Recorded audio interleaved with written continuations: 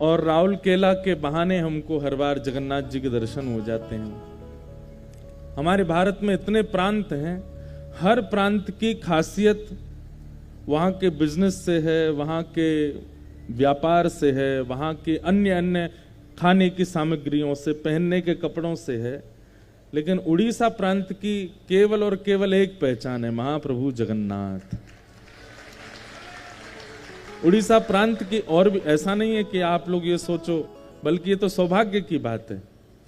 कहीं के कपड़े फेमस हैं, कहीं का भोजन प्रसिद्ध है, कहीं के लोग प्रसिद्ध हैं, कहीं का व्यापार प्रसिद्ध है, पर आपके प्रांत में तो भगवान प्रसिद्ध हैं, आपके प्रांत में ठाकुर प्रसिद्ध है।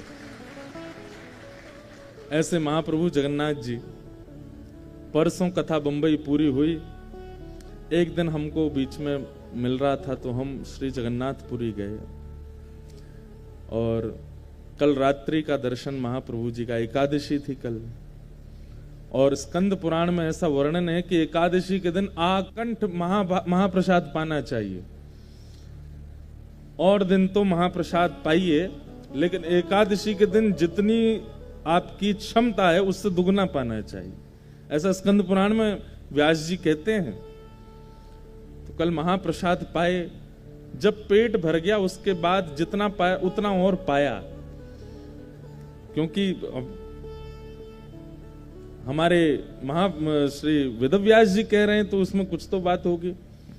और आप विश्वास माने, पाने में उस समय तो लग रहा था कि अब तो स्थान नहीं है, लेकिन जैसे ही दृष्टि बदली, महाप्रसाद के प्रति अन्न की भावना ना रख के श्री जगन्नाथ जी का भाव रखा, वो कब कब में भीतर विराजमान हो गए। और जब हम वापस अपने कक्ष में पहुंचे तो फिर से भूख लगने लगी, और भूख लगी आई। कल ही हमने एक और चमत्कार देखा महाप्रसाद का। महाप्रसादे गोविंदे, श्री चैतन्य महाप्रभु कहते हैं, बोले एक बार को मंदिर में जगन्नाथ जी आपको गोविंद रूप में दिखे हो ना दिखे हो, लेकिन महाप्रसाद को तो प्रत्यक्ष गोविंद मानिए, वो साक्षात ठाकुर जी, और उसी भाव से उनको स्वीकार कीजिए, उनको ग्रहण कीजिए। कल महाप्रभु जी के दर्शन हुए, और आज पहले तो हम बहुत कान पकड़ के क्षमा प्रार्थी हैं, थोड़े विलंब हो गए आने में। हमको ऐसा बोला गया कि 4-5 घंटे का रास्ता है जगन्नाथपुरी से यहाँ का। तो पहले तो हम हवाई जहाज से आने की सोच रहे थे, पर वो कैंसिल होता रहता है, कुछ भी होता है, तो लोग, हमारे एक भैया बोले आप गाड़ी से आ जाओ। 8 घंटे का रास्ता है यहाँ से, पूरा उड़ीसा पार करना पड़ता है, तब जाकर के राउल केला में जय जगन्नाथ हम करते हैं, पर जगन्नाथ जी हैं बहुत दूर यहाँ से। वृंदावन से प्रयागराज जितना दूर है उतना दूर है यहाँ से महाप्रभु जी का स्थान। पर आज इतना सुंदर मार्ग, क्या बीच में पहाड़, एक तो बारिश का मौसम, ऐसा लग रहा था उत्तराखंड में चल रहे हैं। बादल नीचे आ रखे हैं पहाड़ों पर, सुंदर नदी, महानदी मिली, और कौन कौन से स्थान मिले रास्ते में। पर हम बहुत जल्दी आ गए, 12 बजे निकले थे हम, 5 बजे तो पहुंच गए थे राउल केला। लेकिन हमारे पीछे जो महाप्रभु जी बैठे हैं, इनको थोड़ा विलंब लग रहा था तैयार होने में। हम तो तैयार होके ही जगन्नाथपुरी से निकले कि सीधे जाके मंच पे बैठ जाएंगे। 4:30 बजे से कई लोग आ गए, बैठे थे कथा में। तो कैसे हम प्रमाणित करें कि हम ब्रज के हैं? हम ऐसे प्रमाणित करते हैं कि हम वचन से थोड़े इधर चलते हैं, यही हमारा प्रमाण है कि हम ब्रज के हैं। जो समय पे चलता हो समझो वो ब्रज का तो नहीं है, जो अपनी वचन का पक्का हो समझो वो ब्रजवासी तो नहीं है। हाँ, मतलब कोई छल कपटे वाली बात नहीं है कि कोई छल करे कपट करे तो समझो यही ब्रजवासी है। लेकिन हाँ कि अपने हम समय 5 बजे बैठ गए होते तो काय बात के ब्रजवासी, थोड़ा तो ठाकुर जी जैसा स्वभाव बनेगा अपना भी।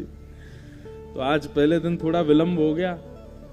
आप सब लोग यहाँ पर पहले दिन ही सब व्यवस्थित हो गए, बड़े आनंद की बात है। राउल केला में हर बार आने में सुख मिलता है। यहाँ के वैष्णव हम कई श्रोताओं को भी पहचान गए मंच पर बैठ के। ये हमारी पिछली कथा में भी आए थे, ये हमारी उस कथा में भी। तो ये भी सौभाग्य है। और संभवतः अगले वर्ष फिर से हमारी कथा राउल केला में। वो 2026 में है कि 27 में, एक कल बता रहे थे कोई हमको, तो है तो सही एक कथा और, लेकिन ये राउल केला वासियों का प्रेम है कि यहाँ पर आने का अवसर मिलता है, सुख मिलता है। प्यारे गिरधर लाल जी पधारे हैं, आप सब लोगों को हम बारंबार प्रणाम करते हैं, वंदन करते हैं। आज प्रथम दिन है, महाप्रभु जगन्नाथ जी कितने सुंदर स्वरूप में विराज रहे हैं। पूरे भारत में जितने ठाकुरों के स्वरूप हैं, 7 बार 8 बार अष्टयाम भोग की सेवा आपने सबकी सुनी है, पर महाप्रभु जगन्नाथ जी 8 बार भोग तो पाते ही हैं, 8 बार वस्त्र भी बदलते हैं, श्रृंगार भी बदलते हैं। सबसे ज्यादा टिप टॉप रहने वाले ठाकुर जी हमारे जगन्नाथ जी हैं, सबसे ज्यादा श्रृंगार करते हैं। कल, अब मुझे इतने ज्यादा नियम तो नहीं पता होते, बहुत थोड़े थोड़े भाव पता हैं, तो वो मैं बताता हूं कथा में। कल भी महाप्रभु जी का ऐसा ही श्रृंगार था। रात्रि जब हम गए, अद्भुत चंदन लेपन होता है, अभी चंदन यात्रा का समय चल रहा है। 21 दिन ठाकुर जी बाहर चंदन यात्रा करते हैं, 21 दिन भीतर करते हैं। तो कल विशेष एकादशी का दर्शन ठाकुर जी का हुआ और महाप्रभु जी बड़े प्रसन्न मुद्रा में दिख रहे थे। अद्भुत आनंद है। इन 7 दिनों में श्रीमद् भागवत के अंतर्गत श्री महाप्रभु जी के सुंदर भावों को भी हम लोग श्रवण करेंगे। श्री जगन्नाथ जी की रथ यात्रा का महत्व, आने वाली है रथ यात्रा। श्री महाप्रभु जगन्नाथ जी के महाप्रसाद का महत्व एवं महाप्रभु जी के कुछ भक्तों के चरित्र पहले भी सुने जा चुके हैं, सुनाए जा चुके हैं, लेकिन फिर से उनकी पुनरावृत्ति करेंगे। और हमारा मन है, बाकी तो महाप्रभु जगन्नाथ जी जैसी कृपा करेंगे कि गीत गोविंद की एक अष्टपदी हम लगभग सब जगह गाते हैं और सब लोगों को वो याद भी हो गई है। और ये हम ही नहीं गाते, ये बहुत जगह गाई जाती है और ये लगभग प्रसिद्ध है क्योंकि गाने में आ जाती है। लेकिन महाप्रभु जी के सुंदर भावों को जयदेव महाप्रभु ने गीत गोविंद में कई अष्टपदियों में वर्णित किया। संभवतः गुरुजनों की आज्ञा ऐसी है कि गीत गोविंद का प्रवचन सबको सुनाना नहीं चाहिए, ऐसा नहीं है, पर अधिकारी नहीं बन पाएंगे क्योंकि बड़ी अंतरंग लीलाएं हैं ठाकुर जी की। पर फिर भी हम प्रयास करेंगे कि कुछ गीत गोविंद की अष्टपदियां हैं जहां पर ठाकुर जी की कुछ निकुंज की लीलाएं श्री जयदेव महाप्रभु बता रहे हैं, उन गीत गोविंद के भावों को भी स्पर्श करेंगे और एक प्रकार से श्री महाप्रभु जगन्नाथ जी के भावों से युक्त इस कथा का श्रवण लाभ करेंगे। कल से कथा अपने समय से बिल्कुल प्रारंभ होगी, 8 बजे विश्राम होगी। आप सब लोग समय से ही आइएगा, खूब भाव से कथा हम लोग श्रवण करेंगे। आज प्रथम दिन महात्म की चर्चा है, थोड़े महात्म का भाव हम लोग श्रवण कर लें और फिर उसके बाद कथा विश्राम करेंगे। कल से समय से कथा का रसस्वादन पान करेंगे। श्री जगन्नाथ महाप्रभु की सच्चिदानंद रूपाय विश्वोत्पत्त्यादि हेतवे तापत्रय विनाशाय श्री कृष्णाय वयं नमः। सत्य, चैतन्य और आनंद। अब देखो, हमें हर बार इस श्लोक का एक नवीन अर्थ व्यास मंच पर बैठते ही भाव आने लगता है।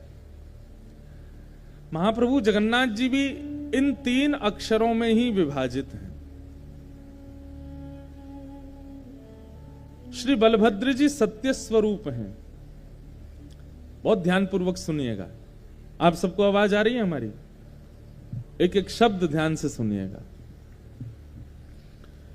सत्य, चैतन्य और आनंद, ये 3 रूप भागवत जी के महात्म्य में ठाकुर जी के बताए जाते हैं। सच्चिदानंद रूपाय श्री बलभद्र जी कौन है? सत्य स्वरूप। या तो जो स्वयं सत्य है उसको सत्य कहें, या जो सत्य बताता है उसको सत्य कहें। बलभद्र जी सत्य स्वरूप क्यों हैं? क्योंकि जगन्नाथ जी के इस त्रयी स्वरूप में श्री बलभद्र जी ऐसे हैं जो आचार्य रूप धारण करके आते हैं पृथ्वी पर। बहुत ध्यान से सुनिएगा, बलराम जी आचार्य स्वरूप धारण करके आते हैं पृथ्वी पर कलिकाल में। किनका स्वरूप धारण किया आपने? श्रीमद रामानुजाचार्य जी महाराज। रामानुजाचार्य जी जो हैं वो शेषावतार हैं और शेष ही बलभद्र जी बनकर के आए हैं। तो आचार्य बनकर के आए हैं, इसका मतलब आचार्य क्या करता है? सत्य की राह दिखाई, सत्य की राह दिखाते हैं।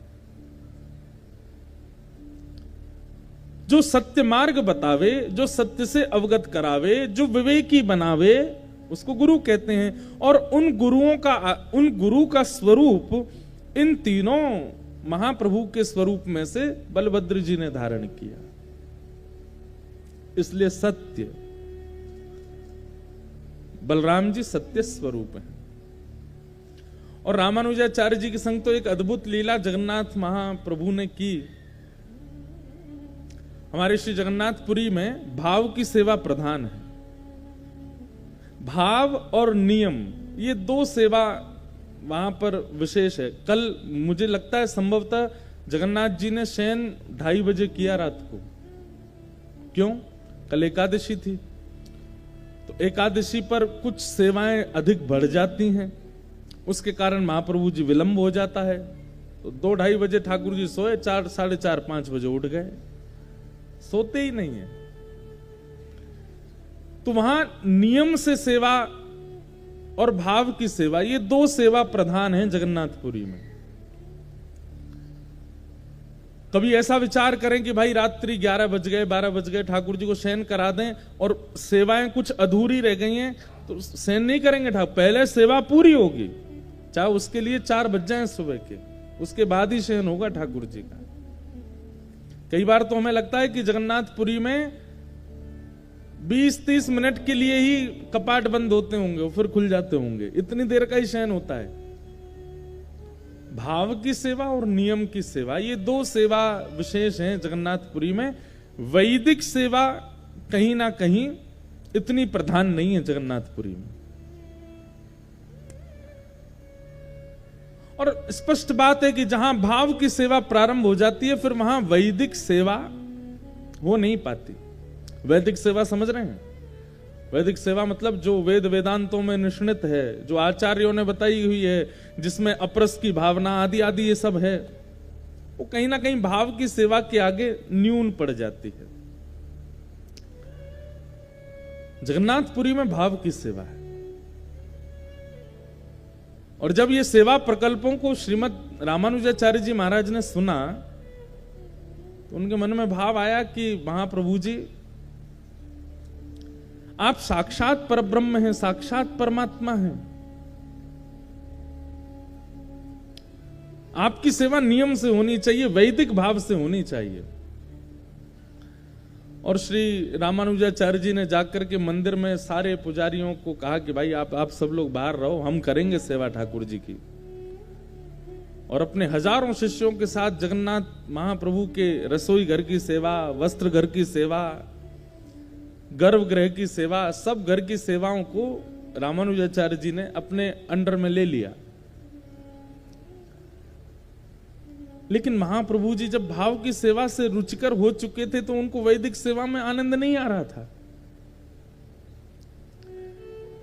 और ऐसा भाव बताते हैं कि 4 दिन में ही श्री जगन्नाथ महाप्रभु का जो श्री विग्रह है वो पतला पतला सा होने लगा। ऐसे लगने लगे ठाकुर जी सूख गए क्या, डाइटिंग कर रहे हैं बहुत ज्यादा।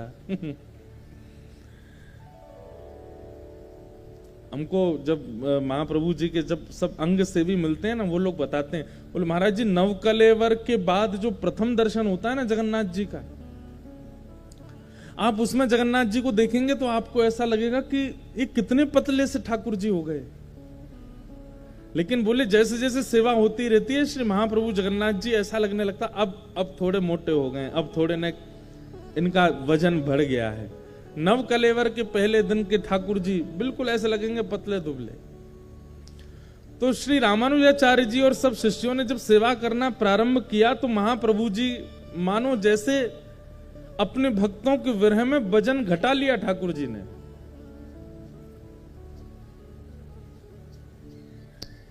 रामानुजाचार्य जी को अनुभव हो गया कि ठाकुर जी प्रसन्न नहीं है। ठाकुर जी से कहा, बोले जय जय क्या हुआ, आप इतने उदास क्यों लग रहे हैं? तो महाप्रभु जी बोले, मुझे अपने उड़िया वैष्णव भक्तों की याद आती है। वो लोग मेरा जैसे भोग लगाते हैं, वो लोग मेरी जैसे आरती करते हैं, वो लोग मेरा जैसे वस्त्र पहनाते हैं, उसमें मुझे बहुत सुख मिलता है।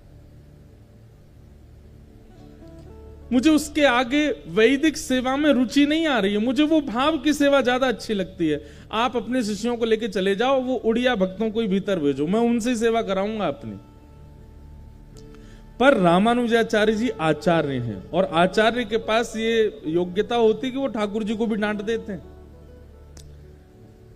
रामानुजाचार्य जी बोले, चुपचाप सेवा कराते रहिए, कोई भीतर नहीं आएंगे उड़िया भक्त, वैदिक पद्धति से आपकी सेवा होगी।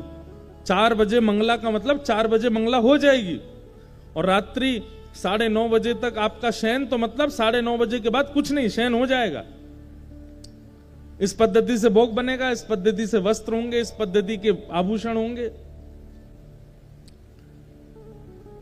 महाप्रभु जी ने पहले निवेदन किया कि आप उनको सेवा में आने दो, लेकिन जब रामानुजाचार्य जी बोले नहीं वैदिक पद्धति से ही होगी, तो ठाकुर जी रात्रि में बलभद्र सुभद्रा जी के साथ बैठे मीटिंग कर रहे हैं। बोले क्या करें, ये रामानुजाचार्य जी को कैसे भेजें यहां से? अरे हमको ये बहुत अच्छे लगते हैं, हमको बहुत प्रिय हैं। अच्छा एक और बात है, बलभद्र जी ही रामानुजाचार्य जी बन के आए तो कितनी मीटिंग करें भीतर, इनको सब पता चल जाता है। तो ठाकुर जी बड़े संकोच में, सुभद्रा जी से कुछ काना फूसी भी करते हैं तो बलराम जी देखते हैं क्या हो रहा है, अब कैसे कहें यही तो रामानुजाचार्य बन के आए हैं। तभी ठाकुर जी ने भीतर गर्भगृह में तो देख लिया कि यहां काम बनने वाला नहीं है। तभी सामने विराजमान श्री गरुण जी, उनको इशारा किया। अच्छा देखो एक बात, ये तो हम लीला सुंदर करने के लिए ऐसा बोल देते, परंतु ठाकुर जी के तो मन के भाव सब समझ जाते हैं। आप यदि बहुत नियम से सेवा करते हैं तो ऐसा थोड़ी है कान में आके ठाकुर जी आपके बोलेंगे। आपको मनी मन पता लगता रहेगा कि ठाकुर जी क्या चाह रहे हैं, ठाकुर जी ऐसा पाना चाह रहे हैं, ठाकुर जी ऐसा कहना चाह रहे हैं।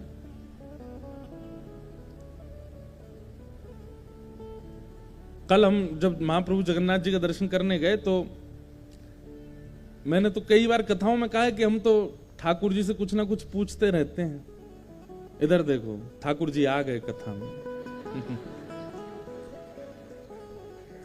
तो कथा में लाइट जाए तो समझो ठाकुर जी आ गए।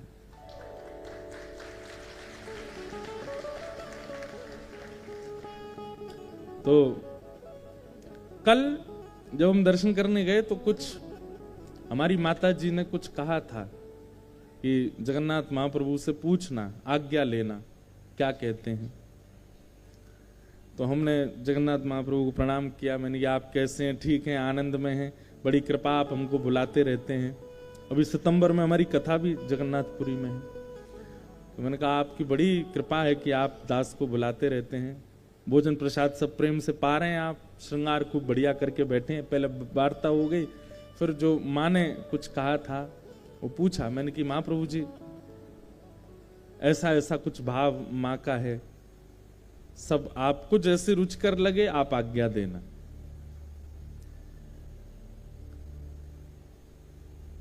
अब मैं बैठा था, कोई आज्ञा तो कुछ दी नहीं उन्होंने, ऐसा कुछ मन में आया नहीं कि ये कह रहे हो कि हाँ ठीक है। इतने में ही वो पंडा पुजारी जी आए, चलो चलो चलो हरि हरि बोलो, हरि हरि बोलो, चलो उठाने लगे। मैंने कहा आपने कुछ संकेत तो दिया नहीं, हम कुछ पूछ रहे थे, उसका एक संकेत, शुभ संकेत तो दे दो। तो मैंने मन में विचार किया कि ये पुजारियों के हाथ में जो डंडी लगी रहती हैं, 2 डंडियां लगी रहती हैं, उसको ऐसे मारते हैं सिर पे। मैंने कहा अगर ये डंडी पड़ी तो समझ जाऊंगा ठाकुर जी मना कर रहे हैं, और अगर कोई ठाकुर जी की प्रसादी माला आ गई तो समझ जाऊंगा हाँ कह रहे हैं। अब बड़ी दुविधा में पड़ जाते हैं कई बार तो, क्योंकि ठाकुर जी बड़े खेलते हैं, ना तो डंडी पड़वाते हैं ना माला ही देते हैं। ले अब तू देख क्या करेगा। तो बस जैसे ही मंदिर से निकलने का भाव आया, अब मैं पीछे मुड़ मुड़ के, देखते ही इतने से हैं, एक तो बाहर से देखो इतने ही दिखते हैं। यहाँ के जगन्नाथ जी तो फिर भी इधर वालों को तो दिख रहे होंगे, इधर वालों को तो कैसे इतने ही दिख रहे होंगे। तो मैंने कि संकेत दे दो कुछ, इतने में ही बस कहा ही था, एक पुजारी जी भीतर थे, वो पहचान गए, दौड़ गए, रुको रुको रुको रुको व्यास जी रुको रुको रुको, झोली करो। तो मैं वस्त्र आगे किया, उसमें तुलसी जी पधरा दी और फिर ठाकुर जी के श्री अंग का कमल पधरा दी। लो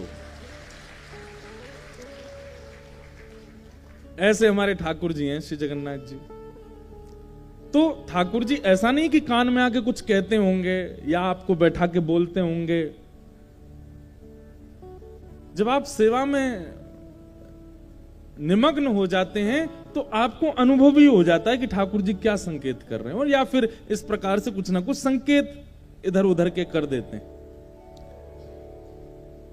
तो ठाकुर जी ने कहा भाई गर्भगृह में तो बलराम जी बैठे हैं, यहां तो मीटिंग करना सब फेल है, लेकिन ये रामानुजाचार्य जी और इनके भक्त यहां से कैसे जाएं? वो बेचारे उड़िया भक्त हमारे बाहर खड़े हैं, वो भीतर कैसे आएंगे? हमको उनकी याद आ रही है। तो जैसे ही प्रातःकाल ब्रह्म मुहूर्त में सबसे पहला महाप्रभु जी का दर्शन करते हैं श्री गरुण जी महाराज, गरुण स्तंभ सामने। गरुण जी बोले जय जय आज्ञा करो। बोले बलराम जी को पता नहीं चलना चाहिए, और ये रामानुजाचार्य जी और इनके जितने शिष्य ये रात में जैसे ही सोवे जामे, आप सोते हुओं को ही अपने पंख पे बिठा करके दक्षिण में छोड़े आओ और द्वार खोल दो बाहर के, हमारे जो उड़िया भक्त हैं उनको भीतर कर दो। अर्धरात्रि का समय, और यहां सब प्रसाद पाकर के शयन के लिए गए थे, और इतने में गरुण जी सब भक्तों को अपनी कमर पर बिठाए, किसी को भी पता नहीं चला। भाई योग निद्रा तो ठाकुर जी करना बहुत अच्छे से जानते हैं। जब कंस के कारागृह में प्रकट हुए तो कंस और सारे दरबान कितनी गहरी नींद में सोए। हमारे यहां वैदिक रूप से कहा भी जाता है ना, या देवी सर्वभूतेषु निद्रा रूपेण संस्थिता। ये निद्रा भी, अगर आपको रात्रि सोए और सीधे सुबह उठे, बीच में एक बार भी आंख नहीं खुलती है, तो उस समय यही सोचना चाहिए कि ये देवी साक्षात निद्रा देवी आई थी आज, इसीलिए अखंड निद्रा आई है। बीच में कईयों को खंडित निद्रा आती है, बीच बीच में उठ जाते हैं, आंख खुल जाती है या कुछ, लेकिन कई लोगों को अखंड निद्रा आती है। अखंड निद्रा का मतलब ऐसा नहीं कि कुछ चोर चोरी कर ले गए तुम उठ ही नहीं पाए। अखंड निद्रा का मतलब ऐसा होता है कि आप डिस्टर्ब नहीं होते, बस एक बार आंख लगी सीधे सुबह उठते हैं। ये भी ठाकुर जी की कृपा से होता है, वो देवी का स्वरूप माना जाता है उस निद्रा को। योग निद्रा में सोए थे सारे रामानुजाचार्य जी के भक्त और रामानुजाचार्य जी, और श्री गरुण जी महाराज ने अपने पीठ पर बिठाया और लेकर के सीधे त्रिचिरापल्ली, तिरुचि के पास में श्रीरंगम, वहां ले जाकर के सुला दिया। जैसे ही मंगला का समय हुआ, महाप्रभु जी श्री रामानुजाचार्य जी और सब भक्त उठे, तो देख करके घबरा गए। बोले खंबे बदल गए, छत बदल गई, कमरे बदल गए, ये हुआ क्या? इधर उधर दौड़े, बोले कहां आ गए हम लोग। जैसे ही भवनों से बाहर निकल के देखा तो श्री रंगनाथ भगवान का गौपुरम दिखाई दिया। तब अरे ये तो हम दक्षिण में आ गए। तब श्री रामानुजाचार्य जी मंद मंद मुस्काने लगे, बोले जय हो महाप्रभु जी, खुद ही वेदों का निर्माण करवाया है, खुद ही वैदिक नियम बनाए हैं, खुद ही पालन नहीं कर रहे हैं। क्यों? क्योंकि भाव की सेवा ठाकुर जी को बहुत प्रिय लग गई। भाई देखो, एकमात्र संसार में एक रस्सी है ऐसी जिसका नाम है प्रेम, प्रेम पाश। जिसमें परमात्मा से लेकर के जीवात्मा सब बंध सकते हैं। और प्रेम की इस पाश में इतनी सामर्थ्य सबको बांध सकता है। ठाकुर जी बंध गए और उस प्रेम की पाश में बंधे ठाकुर जी का प्रत्यक्ष दर्शन होता है जगन्नाथपुरी में। वहां के जो अर्चक हैं, कई बार वो आपको हो सकता है कि कई बार हो सकता है कि आपको कुछ ऐसा कह दें या कुछ करें, पर फिर भी ठाकुर जी को वो वैसे ही प्रिय हैं, इसलिए उनको वैसे ही स्वीकार करो। तो आचार्य कौन है? श्री बलराम जी, इसलिए वो सत्य स्वरूप है। और मध्य में विराजमान है श्री सुभद्रा जी, वो चैतन्य स्वरूप है। ब्रह्मांड में कितने भी लोग महाप्रभु जगन्नाथ जी का दर्शन करने जाएं, बलराम जी के दर्शन से चूक जाओगे, जगन्नाथ जी के दर्शन से भी चूक सकते हो, लेकिन सुभद्रा जी के दर्शन से कोई नहीं चूकता। इनके दर्शन सबको होते हैं। अच्छा, एक बात सुभद्रा जी की बड़ी विशेष है, इन्होंने अपने हाथ तो कर रखे हैं पीछे, एक हाथ ले रखा है जगन्नाथ जी का, दूसरा हाथ ले रखा है श्री बलराम जी का, मानो जैसे ये दोनों के गले में गलवैयां डाल करके बैठी हैं और सामने आए हुए जीव को देख करके तुरंत आंकती हैं। अगर वो व्यक्ति अज्ञानी है, कहीं ना कहीं ज्ञान से विमुख है, तो उस पर बलराम जी को कहती हैं इस पर कृपा करो। और यदि कोई व्यक्ति भाव युक्त है, उसको महाप्रभु जी को कहती हैं आप इस पर कृपा करो। तो सामने आए हुए जीव को परख करके बलराम जी के पक्ष में भेजना है कि जगन्नाथ जी के पक्ष में देखना है, ये निर्णय श्री सुभद्रा जी करती। इसलिए सबको दर्शन श्री सुभद्रा जी का होता है, वही चैतन्य है।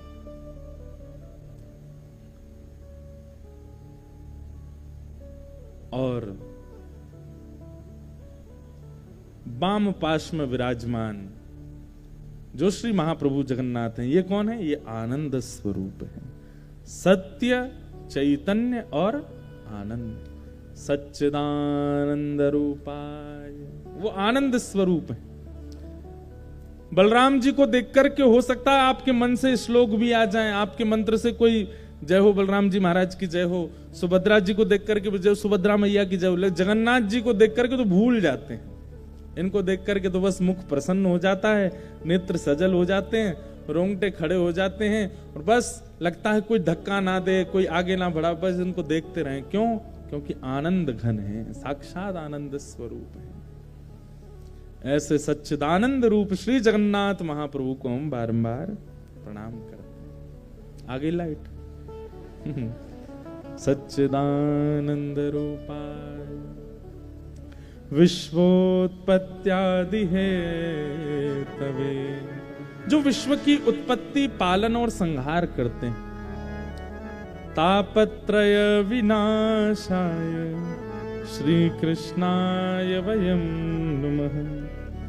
विश्व की उत्पत्ति, पालन, संहार करने वाले ऐसे श्री कृष्ण को हम बारंबार प्रणाम करते हैं, बारंबार वंदन करते हैं।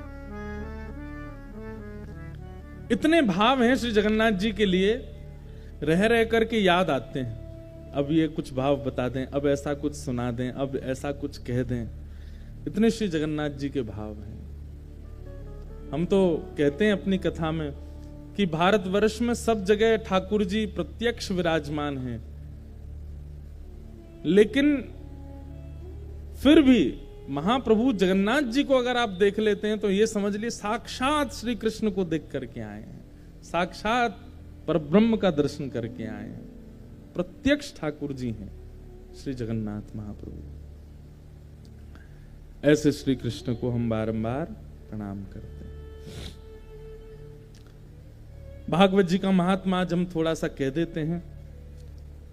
नारद जी महाराज पृथ्वी पर भ्रमण कर रहे थे, और भ्रमण करते हुए जैसे वृंदावन पहुंचे तो श्री वृंदावन में जाकर के देखा एक युवती है परम सुंदरी, उसकी गोद में 2 वृद्ध हैं। वो युवती साक्षात भक्ति है और उसकी गोद में जो 2 वृद्ध हैं वो उसके पुत्र हैं। एक बात याद रखिएगा,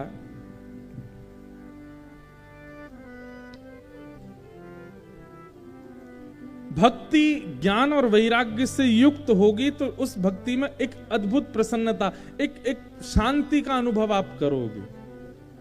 कई बार भक्त जीव भी भक्ति को प्राप्त करने के बाद भी कहीं ना कहीं अप्रसन्न सा रहता है।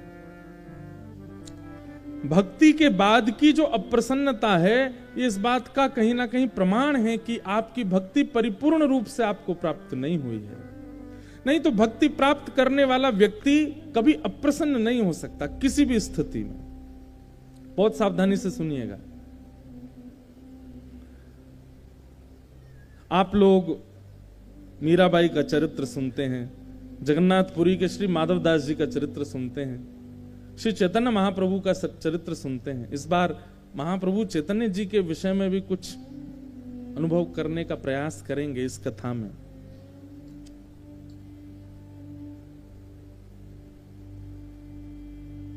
सब भक्तों ने अपने जीवन में एक विपरीत अवस्था बहु संख्या में अनुभव की, लेकिन उस विपरीत अवस्था में भी बेचैन नहीं हो रहे हैं। इसका मतलब क्या है कि भक्ति विपरीतता को हावी नहीं होने देती। लेकिन अगर किसी पर हो रही है, भक्ति करता है फिर भी विपरीत अवस्था उसको बेचैन कर रही है, इसका मतलब है कि भक्ति परिपूर्ण रूप से आई नहीं है जीवन में। औषधि लेने के बाद भी बुखार नहीं जा रहा है, खांसी नहीं जा रही है, इसका मतलब क्या है? या तो औषधि ढंग से नहीं ली गई है या फिर आप परहेज नहीं कर रहे हो। दो बातें हो सकती हैं। आप नाम जप भी करते हैं, तिलक भी लगाते हैं, कथा भी सुनते हैं, लेकिन फिर भी विपरीत अवस्था आपके ऊपर हावी होती है। विपरीत अवस्था का आना एक बात है और विपरीत अवस्था के आने पर उसका हावी होना दूसरी बात है। विपरीतता आवे लेकिन हावी ना होवे, परेशान ना करे आपको, आप उसमें भी प्रसन्नता से निकल जाओ, ये भक्ति का स्वरूप है। लेकिन भक्ति करने के बाद भी विपरीत अवस्था आने पर बेचैन हो जाते हैं, भूल जाते हैं कि मैं क्या सोच रहा था, क्या करना है, इस प्रकार विचलित हो जाते हैं। इसका मतलब है भक्ति परिपूर्ण रूप से आई नहीं। और उसको परिपूर्ण रूप से प्राप्त करने के लिए क्या करो? ज्ञान और वैराग्य उसके दो पुत्र हैं, इनको जीवन में लाओ। और ये दोनों को देने की सामर्थ्य श्रीमद् भागवत में। भागवत प्रेम लक्षणा भक्ति प्रदान करती है, पर ज्ञान वैराग्य युक्त होकर के प्रदान करती है। हमारे गोवर्धन में एक महात्मा थे, अपने गुरुजी को जैसे उन्होंने प्रणाम किया तो उनके गुरुजी ने उनको आज्ञा दी, अपने गुरुजी को प्रणाम करके बोले मुझे कुछ सेवा दीजिए। इधर देखो सब लोग, ध्यान से सुनो। तो गुरुदेव से बोले मुझे कुछ सेवा दो, और गुरुदेव ऐसी सेवा देना कि मैं खाली ना बैठूं, मेरी सेवा परिपूर्ण रूप से लगे, मैं अपनी प्रत्येक इंद्रियां उसमें लगा दूं। मैं कोई सामान्य सेवा नहीं करना चाहता। आप कह दो किसी को जल पिला दो, किसी को अन्न खिला दो, चलो बाहर सबके जूता चप्पल इकट्ठे कर लो, या झाड़ू लगा दो, चौका कर दो, ये सब नहीं। कुछ ऐसी सेवा देना जिसमें मेरा खून पसीना एक हो। कह तो दिया इतना गुरुजी से, तो गुरुजी ने भी आज्ञा दी, हमारे गौड़िया वैष्णव परंपरा के जितने संस्कृत साहित्य है सबको याद करो, जाओ। वो बेचारे शिष्य जो थे घबरा गए, क्यों? उन्होंने संस्कृत कभी पढ़ी नहीं, आ ई कभी पढ़ा ही नहीं था। उम्र हो गई थी उनकी 55 के आसपास। अब वो मन में विचार करने लगे ये तो मैं गलत फंस गया। गुरुजी से मैंने कही ऐसी सेवा दो, ऐसी सेवा दो, अब मुझे क्या पता था कि ये इतनी खतरनाक सेवा देंगे। अब मैं कैसे पढ़ूंगा? मुझे तो अक्षर भी पढ़ने नहीं आते। और गुरुजी ने ये भी नहीं कहा कि एक आध दो कोई ग्रंथ पढ़ लो, गौड़िया वैष्णव परंपरा के सारे ग्रंथों को कंठस्थ करो। घबरा गए, रात भर रोते रहे, और ग्रंथों को लेकर के आए, और ग्रंथों को खोलें और खोल करके जब अक्षर पढ़ें तो सोचें क्या चेटी दौड़ रही हैं, मैं समझ में ही नहीं आ रही है। तो उनको कभी सिर पे धरें, कभी हृदय में, कभी कान से लगा लें, सब आ जाओ मेरे भीतर। गुरु जी से हमने सेवा मांगी, गुरु जी ने बड़ी कठिन सेवा दे दी। अब मांगी क्या, तुम कह रहे थे कठिन सेवा दो।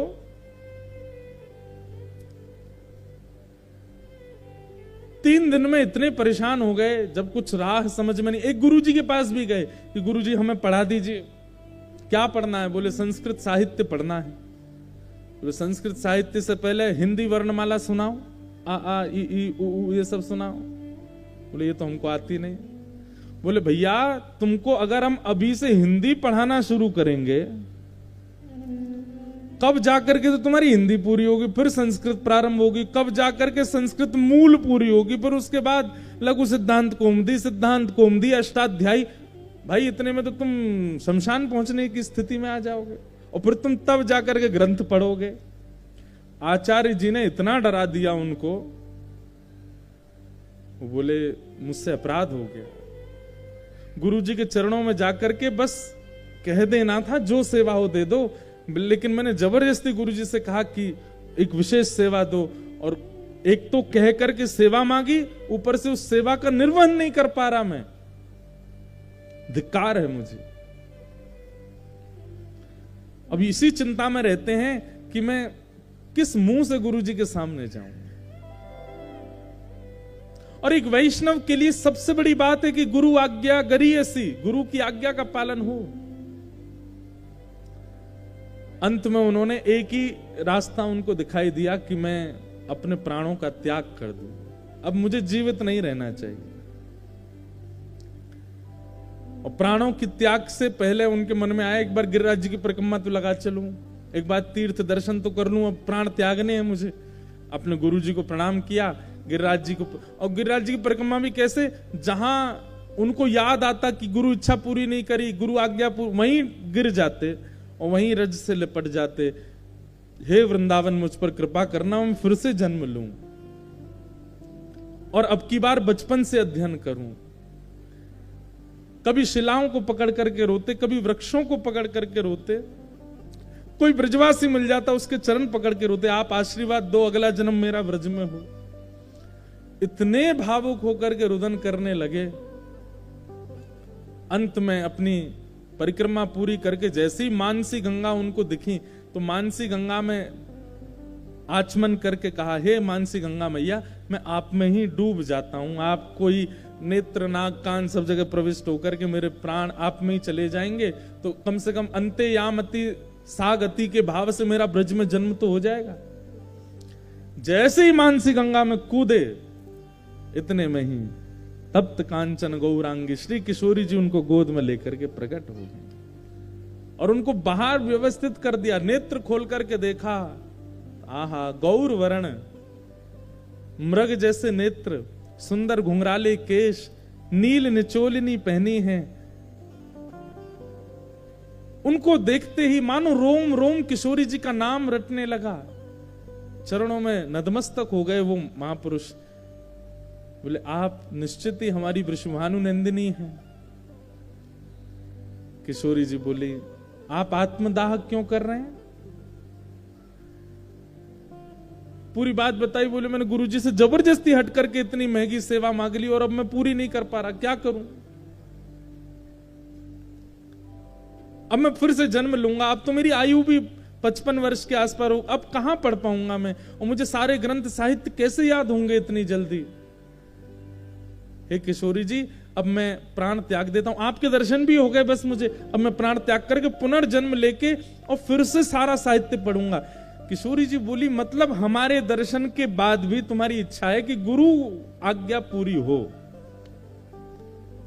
सामान्य व्यक्ति होता तो वो सोच लेता गुरु आज्ञा कोने में रख दो भाई, किशोरी जी मिल गई, अब क्या करना हमको। किशोरी जी बोली, तुम्हारी गुरु निष्ठा को हम देख करके आनंदित हो गए कि मतलब हमको देखने के बाद भी अब तुम्हारी इच्छा यह है कि पुनर्जन्म लें और गुरु इच्छा को पहले पूरी करें, गुरु आज्ञा को पूरी करें। इधर आओ। समीप बुलाया और कहा जीभ बाहर निकालो। उन्होंने जैसी अपनी जीभ बाहर निकाली, किशोरी जी ने अपने अंगुष्ठ से उस जीभ को पकड़ करके और एक पुष्प से उस पर कृष्ण लिख दिया, जिह्वा के ऊपर कृष्ण अंकित कर दिया और कृष्ण अंकित करके कहा अब जाओ। ऐसा कहकर के किशोरी जी अंतर ध्यान हो गए, उनको पता नहीं चला कि मैंने क्या हुआ ये, लेकिन वो इतने भावावेश में पड़े रहे, कितने दिनों तक तो उसी भाव में रहे। किशोरी जी आई थी, किशोरी दर्शन देके गई, और जब कुछ दिनों बाद होश आया, उठ करके अपने गुरुदेव के पास गए और गुरुदेव को जाकर के सारा वृत्तांत सुनाया। गुरुदेव बोले किशोरी जी ने कृष्ण लिखा तुम्हारे जी। गुरुदेव रो रो करके बता रहे थे, वो कोई स्वप्न देखा होगा तुमने, ऐसे थोड़ी किशोरी जी आई कृष्ण लिख के, जो कोई स्वप्न होगा, तुम्हारा कोई भाव आ गया। वो नहीं गुरुजी, साक्षात किशोरी जी पधारी थी। आसपास के लोग बोले ऐसे ही बोल रहा है, इसको पढ़ना नहीं है, इसको अध्ययन करना नहीं है, आपकी आज्ञा पूरी करनी नहीं है, इसीलिए ये सब बहाने बना करके कह रहा है कि किशोरी जी मिल गई मुझे। तो गुरुजी बोले ठीक है, इतने बड़े बड़े ग्रंथों को छोड़ो, तुम ये लो, एक ग्रंथ हम तुमको दे रहे हैं, सबसे छोटा ग्रंथ है, इसको अध्ययन करके आओ। जैसे ही वो ग्रंथ देखा, ग्रंथ देखते ही उनके मुंह से धारा प्रवाह उस ग्रंथ के श्लोक प्रकट होने लगे, अपने आप बोलने लगे। गुरुजी बोले ये ग्रंथ तुमको कहां से पता, ये सारे श्लोक तो इसी ग्रंथ के हैं। लोग गुरुदेव पता नहीं, ग्रंथ देखते ही मुझे स्मृति में आ गए। दूसरा ग्रंथ देखा, उसको देखते उसके श्लोक प्रकट होने लगे। तीसरा, इसी प्रकार महाराज किशोरी जी ने जो जिह्वा पर नाम अंकित किया, उस नाम का प्रभाव अब वो जिस ग्रंथ को देख लेते हैं, उस ग्रंथ का सारा ज्ञान उनके चित्त में विराजमान हो जाता है। ऐसे आचार्य हम कहते हैं कि हमारे मुख पर तो, हमारी जीव पर तो कृष्ण नाम नहीं लिखने आवेंगे किशोरी जी, कम से कम हम गा गा करके ही कृष्ण नाम से इस जिह्वा को पवित्र कर लें। कम से कम श्री राधा राधा कह के करके ही इस जिह्वा को पवित्र कर लें। कम से कम महामंत्र उच्चारण करके ही इस जिह्वा को इस योग्य बना दें, कुछ तो कृपा होगी। कम से कम कोई ग्रंथ याद नहीं होगा तो इस जिह्वा से वो शब्द तो प्रकट हो जिन शब्दों से किसी का कल्याण हो रहा हो, जिन शब्दों से किसी का भला होता हो। भक्ति तो जीवन में है, लेकिन ज्ञान और वैराग्य से लेश भक्ति है, इसलिए हम अप्रसन्न हैं। जिन महापुरुष की हम चर्चा सुन रहे थे, उनके जीवन में भक्ति थी, लेकिन फिर भी वो व्याकुल क्यों थे? ज्ञान और वैराग्य का लेश था। किशोरी जी ने कृपा करके उसका अनुभव करा दिया। वास्तविकता यह है बंधुओं, ज्ञान का मतलब यहां पर ऐसी आज्ञा नहीं दी जा रही कि आपको रामायण याद होनी चाहिए, आपको गीत गोविंद सारे अष्टपदियां याद होनी चाहिए, आपको भगवत गीता के श्लोक याद होने चाहिए। ज्ञान का मतलब क्या है? विवेक की प्राप्ति, सही और गलत की पहचान, इसको ज्ञान कहते हैं। कल रविवार है और रविवार पर करने के लिए मुझ पर 4 काम हैं। मैं चाहूं तो मित्रों के साथ घूमने भी जा सकता हूं, मैं चाहूं तो अपने रिश्तेदारों के पास भी जा सकता हूं, मैं चाहूं तो अग्रसेन भवन में कथा सुनने भी जा सकता हूं, और मैं चाहूं तो घर बैठ करके कुछ नहीं टीवी भी देख सकता हूं। अब ये 4 काम हैं, 4 तो मैंने बताए, होते तो 100 काम है, हम पे कुछ भी कर सकते हैं हम। लेकिन आप विवेक बुद्धि कब माने जाओगे? जब आप किसी एक शुद्ध को चुनो और उसको करने के लिए प्रस्तुत हो जाओ। यह ज्ञानी व्यक्ति का लक्षण है। उसके पास करने के लिए बहुत प्रकार से साधन हैं, लेकिन वो ऐसा साधन चुने जिस साधन से उसका एक नवीन निर्माण होता हो, एक शुद्ध निर्माण होता हो। हमारे चुनने को, हमारे निर्णय को ज्ञान कहते हैं।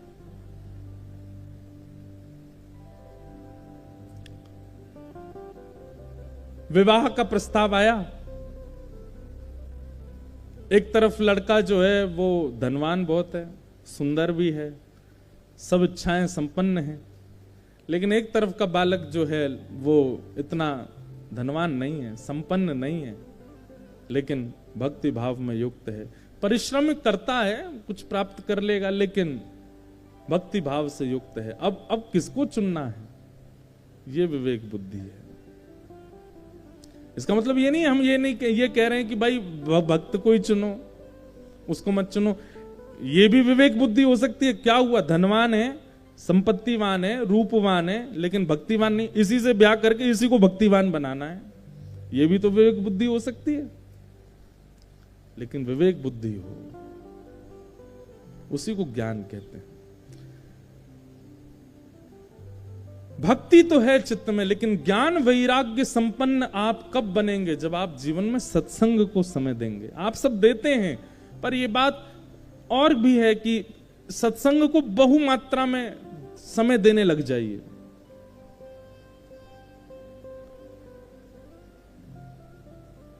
अभी यहां आने से पहले हमें कुछ महान पुरुषों की आज्ञा हुई कि आप इतनी संख्या में लोग आ जाते हैं कथा में, युवा भी इतने आते हैं कथा में, आप केवल कथा भाव को प्रस्तुत करते हैं। हमारी ऐसी इच्छा है कि आप मंच से कुछ ऐसी योजना प्रारंभ करें कि जिस जिस नगर में कथा आप करके जाएं, वहां कुछ ना कुछ प्रकल्प हुआ करे।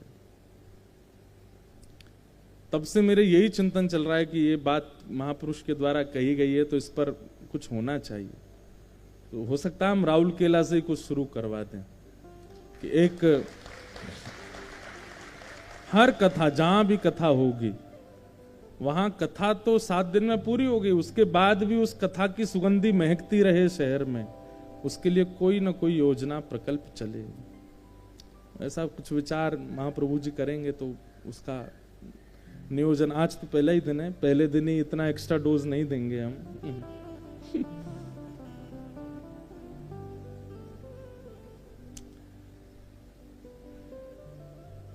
सत्संग जीवन में अगर आपके प्रारंभ हो गया, अपने आप विवेक बुद्धि जागृत होने लगेगी, ज्ञान और वैराग्य का मार्ग अपने आप प्रशस्त होने लग जाएगा। भक्ति के 2 पुत्र हैं, ज्ञान और वैराग्य। भक्ति सब चाहते हैं, पर ज्ञान की जैसी बात आती है। अभी अगर यहां पर भक्त चरित्रों का पुट ना लगाया जाए कथा में, भगवान की मधुर लीलाएं ना कही जाएं, कीर्तन ना किया जाए, भजन ना सुनाए जाएं, स्वच्छंद केवल एक श्लोक उसकी व्याख्या, दूसरा श्लोक उसकी व्याख्या थी, आप विश्वास मानिएगा कल से आप लोग आना थोड़ा कम कर दोगे। बोले तो सीधी सीधी केवल ज्ञान दे रहे हैं। इसलिए भक्त चरित्र का पुट भी लगाया जाता है। जैसे चंदन घिसते हैं ना, चंदन घिसते हैं तो उसमें केसर भी डाला जाता है, थोड़ा कपूर भी मिलाया जाता है, गुलाब जल भी डाला जाता है, ताकि सुगंधित बने और ज्यादा आकर्षक हो। ऐसी कथा में भी कुछ कुछ भक्त चरित्र, ठाकुर जी की कुछ मधुर लीला, कुछ संकीर्तन, कुछ कीर्तन, कुछ भजन, सबसे युक्त करके जब कथा को प्रस्तुत किया जाता है तो युवा और सब लोगों के अंदर एक चाव बनता है कथा सुनने का। कोरा ज्ञान कोई नहीं चाहता, पर ज्ञान आवश्यक है, नहीं तो भक्ति आने के बाद भी आप विचलित रहोगे। ऐसे ही वैराग्य भी आवश्यक है। वैराग्य को किस रूप में लेते हैं आप? बंधु एक बात सुनिए हमारी, हर महीने एक बात सुनो बहुत ध्यान से, हर महीने अपनी किसी एक आदत का त्याग किया कीजिए। हर महीने, 1 साल में 12 आदतों का त्याग हो जाएगा। कोई ऐसी आदत या कोई गैर भगवत संबंधी भाव या गैर भगवत संबंधी व्यक्ति इतने हैं जीवन में कि इस पूरा साल, पूरे जीवन निकल जाएगा, तब भी त्याग में ये कमी नहीं आ पाएगी, तब भी इतने बड़े हुए हमारे पास। हर महीने एक वैराग्य की भावना लाओ। अभी तक हम कथा भी सुनते हैं, नाम जप भी करते हैं, पर हमारे अंदर एक अवगुण है, ये भी चल रहा है, इसका भी हमें त्याग करना चाहिए। तो हर महीने एक भाव का त्याग करो, कुभाव का। तजोरे मन हरि विमुखन को संग, तजोरे मन हरि विमुखन को संग, जाके संग कुमति उपजत है, जाके संग कुमति भक्ति उपजत है, पड़त भजन में भंग हो। पड़त भजन में भंग, तजोरे मन हरि विमुखन को संग। तजोरे मन हरि विमुखन को संग। अब एक बात सुनिएगा, हरि विमुख कोई व्यक्ति नहीं होता है, भोजन की वस्तु भी हो सकती है, ये हरि विमुख है।